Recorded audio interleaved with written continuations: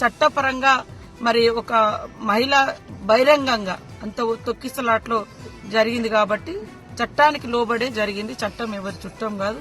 రేపు ఎవరైనా కూడా చట్టం ఆ రకంగానే ఉంటది. అందులో ఎవరం జోక్యం చేసుకోలేదు.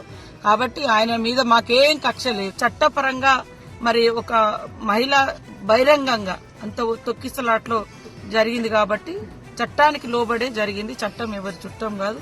రేపు ఎవరైనా కూడా చట్టం ఆ రకంగానే ఉంటది. అందులో ఎవరం జోక్యం చేసుకోలేదు.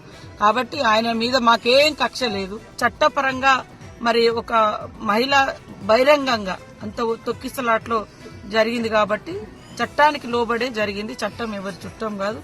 రేపు ఎవరైనా కూడా చట్టం ఆ రకంగానే ఉంటది. అందులో ఎవరం జోక్యం చేసుకోలేదు.